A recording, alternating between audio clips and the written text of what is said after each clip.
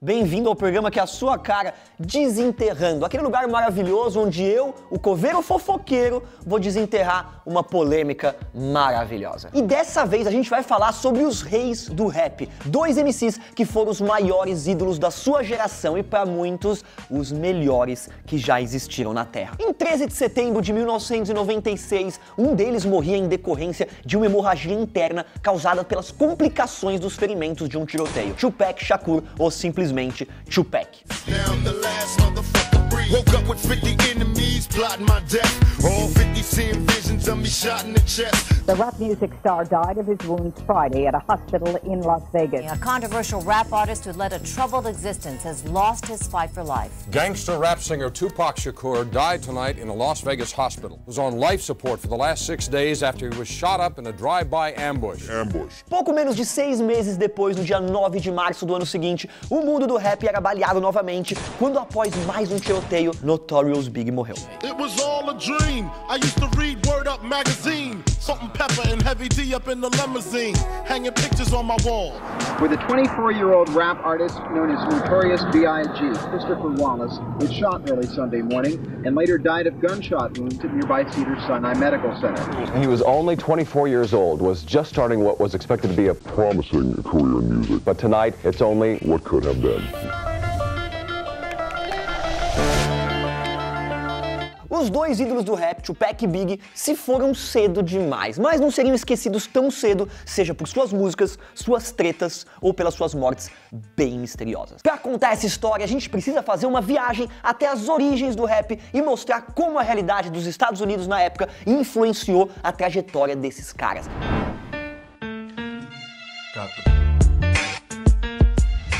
Os Estados Unidos, eles foram uma colônia inglesa e também um país que usava mão de obra escrava negra até 1863, quando a lei da abolição foi assinada por Abraham Lincoln. Lembrando que aqui no Brasil a gente foi o último país em 1888. Anos depois desse decreto oficial, a segregação continuou causando inúmeros problemas sociais no país nos anos seguintes. Os negros foram jogados para as periferias e continuaram sendo prejudicados pela herança daquele passado sombrio, inclusive pelas leis americanas que incentivavam a segregação. Para vocês terem ideia, a lei obrigava os negros a se sentarem no fundo do busão e se algum passageiro branco quisesse se sentar, eles eram obrigados a ceder o lugar. Martin Luther King Jr. foi um cara muito importante para que isso acabasse. Ele era um pastor que passou a enfrentar os preconceitos e a incentivar que todos lutassem por direitos. My poor little children will one day live in a nation where they will not be judged by the color of their skin, but by the content of their character. I have a dream today.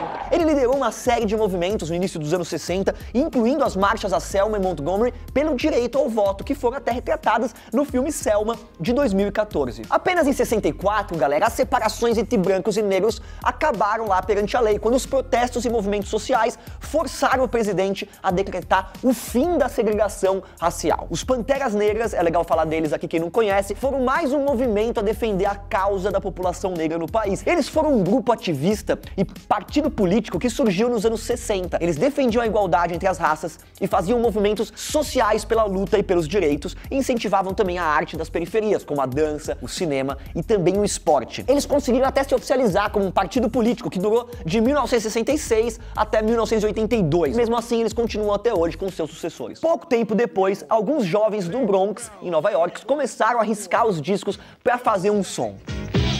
Check it out, check it out, check it out. Grand Wizard, Grand Wizard.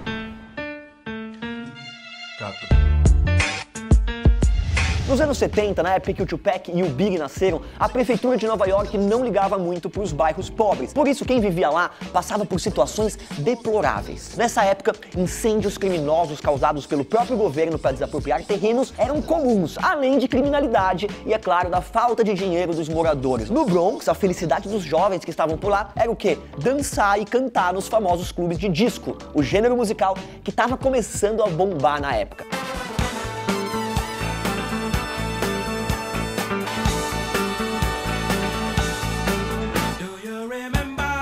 Mas os que não estavam muito nessa vibe já queriam um novo som. Foi então que em 73 o DJ Kool Herc começou uma revolução na música ao rodar os LPs de um jeito diferente. Passou a organizar festas um pouco mais malucas. Agora tinha uma batida fixa, sempre com um mestre de cerimônia animando a galera e um espaço para os b-boys dançarem. Aí surgia o hip hop, que crescia de quarteirão em quarteirão no Bronx, pra com algumas mudanças a partir daí dominar o país.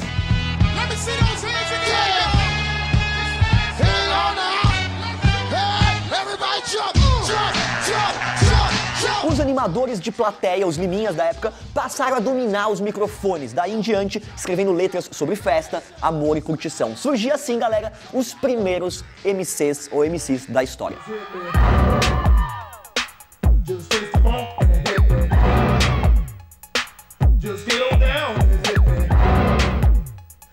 Essas músicas começaram a ser gravadas e se espalharam, mostrando pro resto da América como eram essas festas de hip hop, como no primeiro hit de rap, Rapper's Delight. Now what you hear is not a test, I'm rapping to the beat.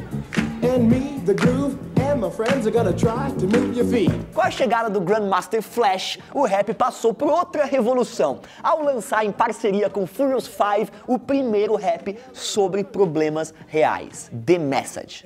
I can't take the smell, can't take the noise, got no money to move out, I guess I got no choice. Rats in the front room, roaches in the back, junkies in the alley with the baseball bat. E agora sim a mensagem chegaria a todo o país e sairia do que era apenas festas do Bronx para dominar não apenas os Estados Unidos, como o mundo todo.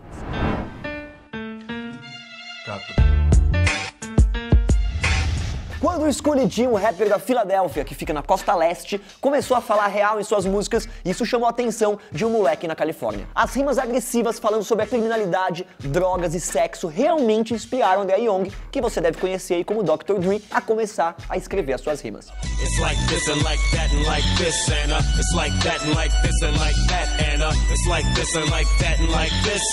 Ele se juntou com seus amigos do bairro de Compton, em Los Angeles, e começou a fazer rap, criando aí os fundadores do gangsta rap. NWA, que a partir da metade dos anos 80 mudou o que era o rap feito até então, era formado pelo Dre, pelo DJ Yella, pelo Ice Cube, pelo Eazy-E e pelo MC Rain.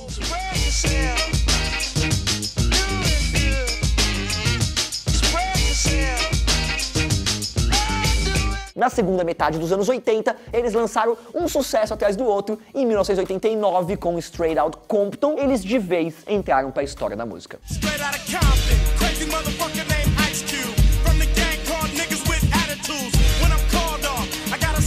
Além de provocar as autoridades e principalmente a polícia de Los Angeles, eles inspiraram muitos jovens que viviam situações parecidas a começar uma carreira no rap.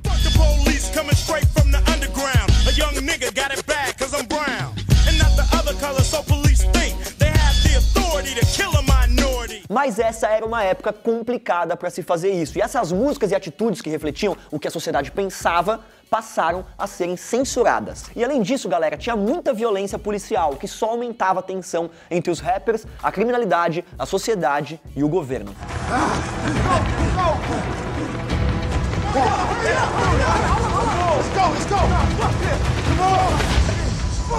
E o Pac cresceu vendo o NWA, e eles foram cruciais para que ele encontrasse a sua voz no rap. Então, tá na hora de falar mais desse personagem tão importante.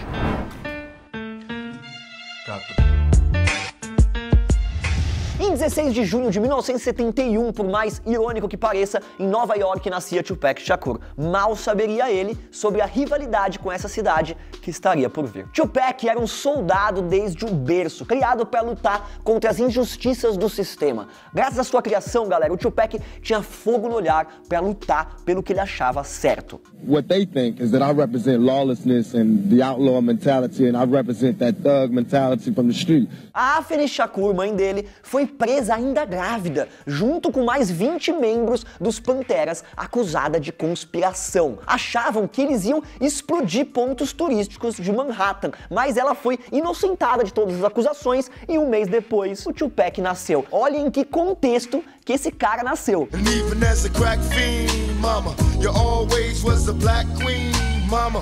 Seu pai biológico nunca o assumiu. Sim, galera, o Mutulu Shakur que era o padrasto do Tupac, ele foi também o guia espiritual e mentor dele até ele ser preso por envolvimento com guerrilhas armadas. Em 1983, ele se matriculou em um grupo de teatro no Harlem, ainda em Nova York. Depois de concluir o segundo ano do ensino médio em uma escola local, ele ingressou na Escola de Artes de Baltimore, onde se destacou nas aulas de teatro. Nessa época, ele atuou em diversas peças de Shakespeare, além de aprender sobre jazz, balé e poesia. Foi quando o cara começou a participar de competições de rap.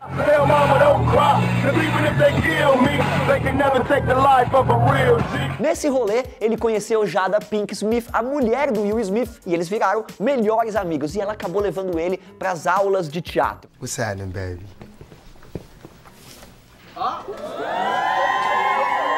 Em 1988, a família se mudou para a Califórnia. Nessa época, o Tupac fundou o seu primeiro grupo, o Strictly Dope, e assinou com a gravadora Digital Underground.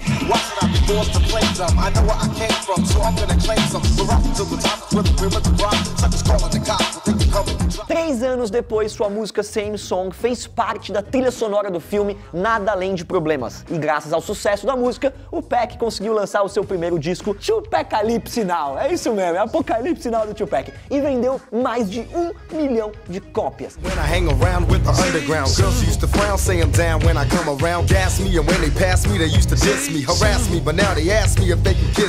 As músicas dele, galera, falavam de jovens pobres, gravidez na adolescência, polícia, arma, assassinatos. Olha que louco. E durante esse período, além da música, o Pac teve tempo até para voltar a usar os seus dotes artísticos. Por exemplo, atuar. Nessa época, galera, o Tupac fez com a Janet Jackson, que ele chamava de careta, o filme Poetic Justice, em 1993. E no ano seguinte, ele chegou a ler o roteiro para fazer o Bubba de Forrest Gump. Seu segundo álbum, Strictly For My Niggas, foi lançado em 93 e conseguiu se dar muito melhor. O Pac estava no topo, tanto musicalmente como nas telonas.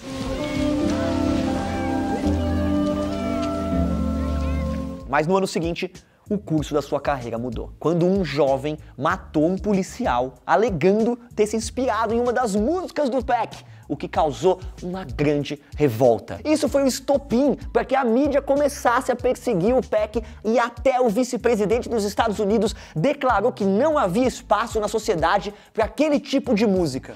Putting out and distributing a record and making money off a record that says it's okay to kill cops. Em 1995, mais uma polêmica. O rapper foi acusado de abusar sexualmente de uma mulher em um hotel e sentenciado a 4 anos e meio de prisão. Começava aí a sua thug life.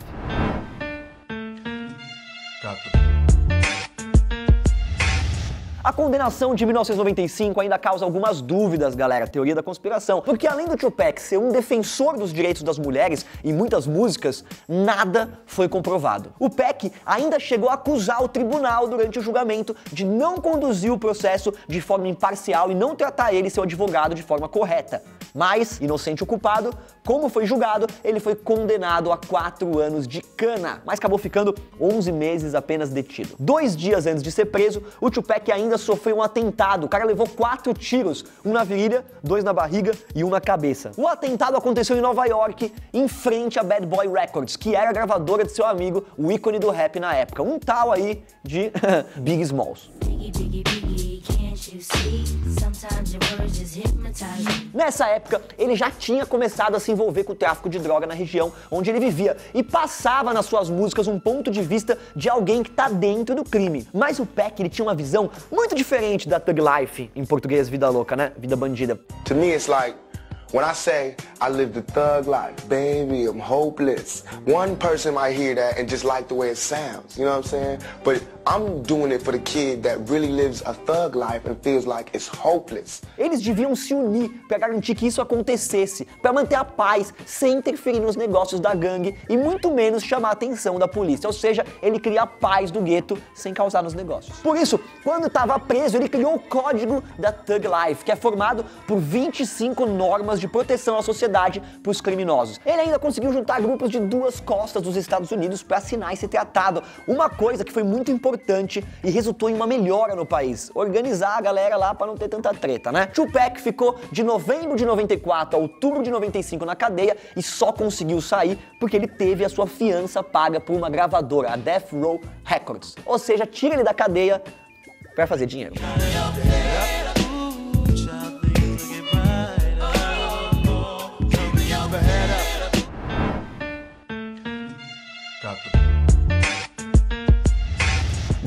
Row Records, que era a gravadora do Dr. Dre e do Snoop Dogg, pagou $1.400.000 para a fiança do Pac em troca da gravação de 3 álbuns. Ainda na cadeia, ele tinha conseguido lançar um álbum, o Me Against the World, que mesmo sem a presença de Tupac na divulgação, explodiu pelos Estados Unidos. Além disso, foi o primeiro número 1 de Pac nas paradas da Billboard.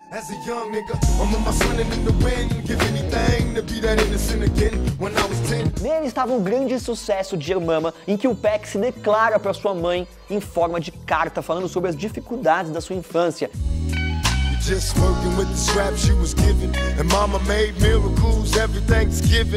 E esse, galera, foi o auge da carreira do Tupac, e por conta da fama, ele conheceu várias celebridades, ficou famoso, tomou champanhe com gente famosa, ficou amigo, por exemplo, do Kurt Cobain, da Madonna, deu uns beijos na Madonna, namorou a Madonna. Em menos de um ano, ele gravou cerca de 200 músicas para Death Row. Mas apesar da enorme quantidade de material, ele conseguiu apenas lançar um álbum. Mas não foi qualquer álbum, não. Foi All Eyes on Me, que até hoje é conhecido como um dos maiores da história do rap. É um disco polêmico que foi aclamado pelo público e pela crítica. E ficou marcado com uma grande pressão da gravadora em músicas que não representavam as suas experiências. Mesmo assim, galera, foi muito bem com o público. Nele estão as músicas que fizeram mais sucesso na carreira dele, como All Eyes on Me,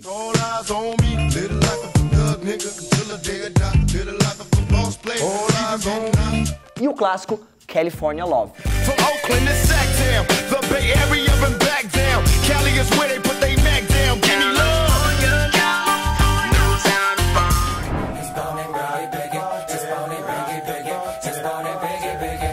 Nascido do bairro de Bed-Stuy, no Brooklyn, Nova York, Christopher George Latore Wallace fez história no hip hop. O grande Big Smalls, Big Pulpa ou Notorious Big. I made the change from a common thief to up close and personal with Robin Leach. And I'm far from cheap, I smoke skunk with my peeps all day. O grande rival do Tupac era o representante da costa leste dos Estados Unidos. Filho único de pais jamaicanos, Wallace cresceu em uma periferia lá do Brooklyn. O Big teve uma infância também bem complicada, galera. Ainda criança, ele foi abandonado pelo pai e criado apenas pela mãe. E apesar disso, ele era um excelente aluno e sempre gostou de escrever. Aos 12 anos, para ajudar sua mãe com a renda e pela falta de condições, o Big começou a vender drogas no seu bairro, mas sem perder as suas ambições. E em março de 92, Wallace estreou na coluna Inside Hype da Source, uma revista muito importante de rap, dedicada a inspirar e divulgar os rappers da época.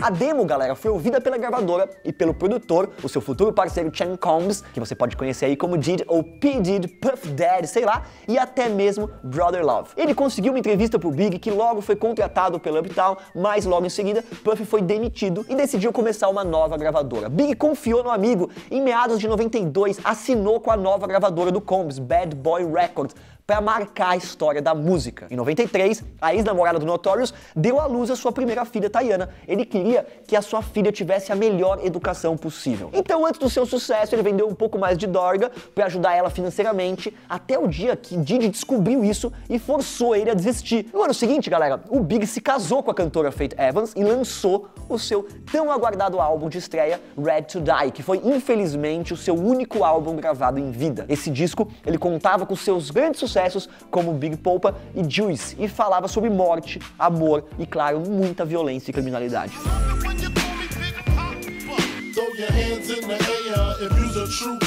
E até o final desse ano, o Big foi o artista solo mais vendido do sexo masculino e também o maior rapper nas paradas de pop e R&B, se tornando um cara de rap da costa leste.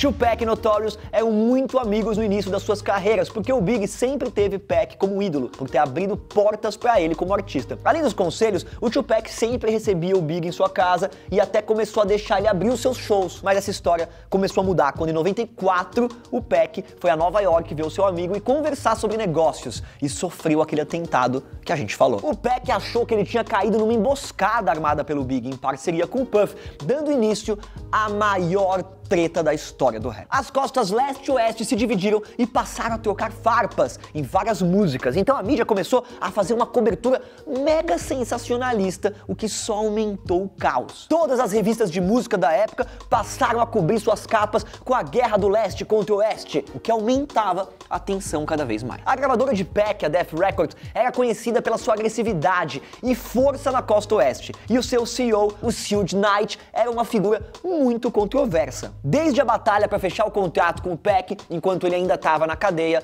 o abuso para a produção de músicas e principalmente o seu temperamento era um problema. Ele sem dúvida foi e ainda é uma pessoa muito tóxica e dizem que fazia até uma espécie de lavagem cerebral na cabeça dos artistas lá na Death Row. Pra vocês terem uma ideia, galera, o Snoop Dogg, por exemplo, já disse numa entrevista que ele não podia encontrar na rua, senão ele ia partir pra treta, sem pensar duas vezes. Suge foi uma das principais figuras nessa história toda, por lidar mal com toda essa situação, e como manchetes polêmicas geram lucro, ele começou a passar de todos os limites. Então, em junho de 96, Tupac lançou Hidden Up, a música em que ele afirma que fez sexo com a esposa do seu antigo amigo. I ain't got no motherfucker. So I fucked your bitch, you fat motherfucker.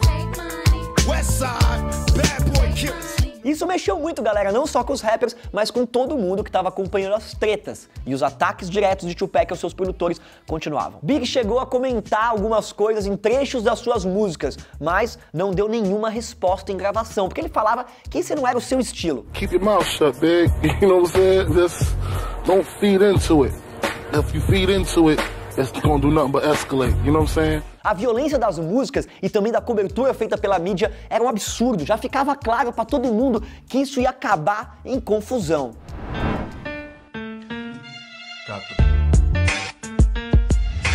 E de fato não deu apenas ruim, como gerou uma série de consequências. Tudo começou numa luta de Mike Tyson. O Suge Knight, o dono da Death Row Records, alegou ter sido roubado. Após a luta, Pac e a sua banca encontraram o mesmo cara que supostamente teria assaltado. Suge e Tupac foram embora juntos do local e cerca de 3 horas depois de saírem, um carro parou do lado da BMW onde estavam e disparou 12 tiros contra o carro. De todos os tiros, apenas um atingiu Tupac, mas foi o que acertou ele e perfurou seu pulmão e obstruiu a sua respiração, causando uma hemorragia interna. Ele ainda ficou 6 dias no hospital respirando por aparelhos, mas em 13 de setembro de 1996, Tupac Shakur nos deixou aos 25 anos.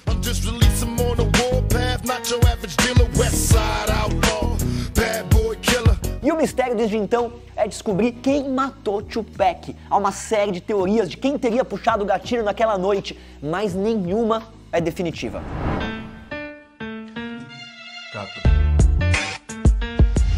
Orlando é o tal cara da briga depois da luta do Mike Tyson. Ele tinha assaltado o Suge Knight um tempo antes e teve contato direto com o Pac no dia da sua morte. Ele foi considerado o principal suspeito na época do crime pelas autoridades. Além disso, ele fazia parte da maior gangue de Los Angeles, os Crips. A arma do crime foi encontrada em uma casa em Compton, Califórnia, onde morava outro membro da gangue, mesma gangue, mas que não estava envolvido no crime. Ele concedeu apenas uma entrevista, nada conclusiva para a polícia de Las Vegas, e acabou morrendo 2 anos depois em um tiroteio não relacionado. No, I was not involved.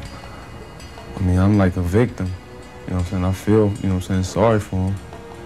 And, you know, like I said, I was a fan of him. Depois de toda essa história, agora a gente já sabe que o Pac mexeu com muita gente perigosa durante a sua carreira. Righteous Jack, na verdade, pode ser considerado um suspeito por essa morte, porque ele que foi o mandante do primeiro atentado contra o Tupac. Ele era um produtor de Nova York, brigou com o Tupac, causando várias tretas. Inclusive foi ele quem fez a declaração do suposto estupro do Pac. Portanto, a gente não pode descartar esse cara de jeito nenhum. Que a relação do Tupac com a polícia não era boa, já ficou claro aqui pra todo mundo. Filho de Panteras Negras, traficante, criador do código Thug Life, suas músicas elas eram muito violentas e até faziam aí apologia à droga, tráfico, gangues. Então o sistema não simpatizava muito com ele. Os motivos realmente são vários, mas na teoria mais aceita, eles são apenas os pivôs desse crime. Agora já entramos no campo da especulação, porque o Suge Knight nunca foi reportado como possível suspeito pela morte do seu parceiro. Porém, esse cara está envolvido em teorias muito aceitas, tanto da morte do Tupac quanto da morte do Big. Ele teria sido o mandante dos 2 crimes e teria envolvido nisso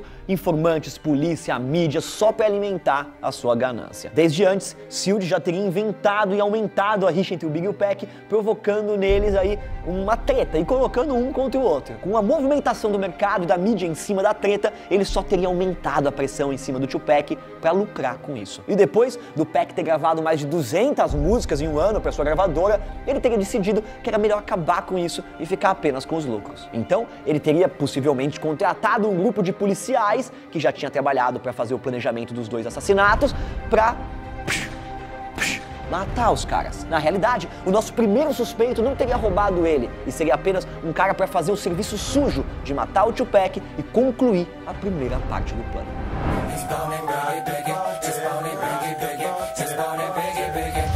Após a morte do Tupac, muita gente começou a especular que o Big poderia ser um dos suspeitos por conta da briga deles e principalmente pela música Hit 'Em Up.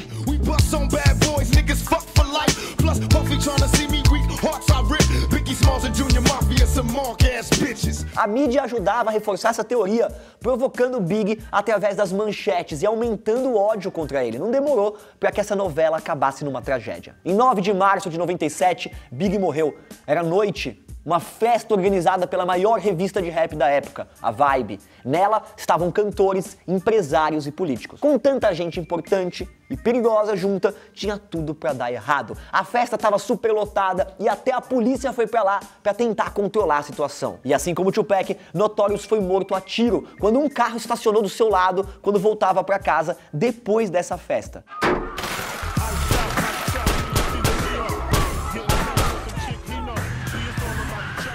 Foram 4 tiros e ele morreu cerca de 2 horas depois. O mais curioso, galera, é que, como dissemos agora há pouco, a polícia é a principal suspeita de ter organizado esse crime. O principal suspeito confirmado pelas testemunhas como culpado foi Harry Billups. No entanto, a polícia nunca investigou o caso, alegando falta de provas. Vocês não acham estranho? A polícia nem se dá o trabalho de investigar o Harry, mesmo com seu retrato falado confirmado por testemunhas presentes na cena do crime? Isso fortalece muito a teoria de que o Suge Knight teria orquestrado os crimes e subornado os policiais, pois agora ele teria vingança como motivo. E claro, a morte deles interessaria tanto a ele quanto a polícia local. Suge, mesmo sem a confirmação de sua culpa perante a lei, é odiado no meio da música e hoje não ocupa mais cargo nenhum na música. E já chegou até a ser preso. Infelizmente, o mundo perdeu 2 reis do rap por culpa da ganância, da manipulação da mídia e também da violência. Mas eles deixaram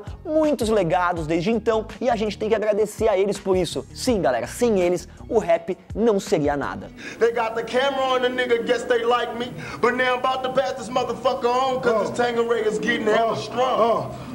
Money, hoes and clothes, blunt smoke coming out the nose, is all a nigga knows, flipping on foes, putting tags on toes, watching the stash grow, clocking the cash flow.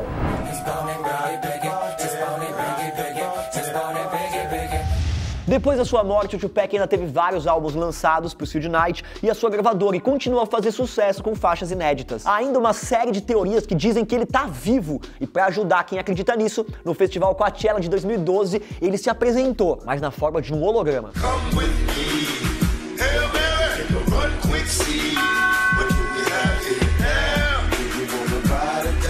Depois da sua morte, o Big teve o seu segundo álbum de estúdio lançado pelo Puff Daddy, o Life After Death, de 97, e foi direto pro topo das paradas.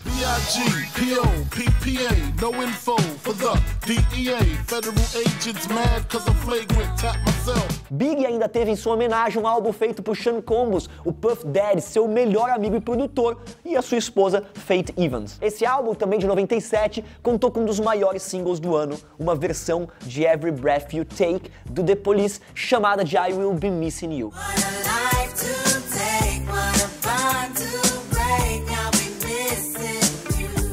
Mesmo sem eles, o gangster rap continuou mais forte do que nunca, até com os herdeiros que eles criaram na música. Snoop Dogg, Jay-Z, Nas, 50 Cent, Public Enemy, Eminem e tantos outros que seguiram os passos dos seus mentores e fazem sucesso até hoje. Daddy's long gone and he left you by your lonesome. Thank the Lord. Get deeper and deeper, help you reach the climax that your man can't make. Call him, tell him you'll be home real late and sing the break. Eu espero que vocês tenham gostado de mais um Desenterrando. Escreva aqui embaixo o que vocês acham dessa treta e quem vocês gostariam de ver no próximo Desenterrando. Um abraço sinistro e até mais. Please, you got to keep your head up.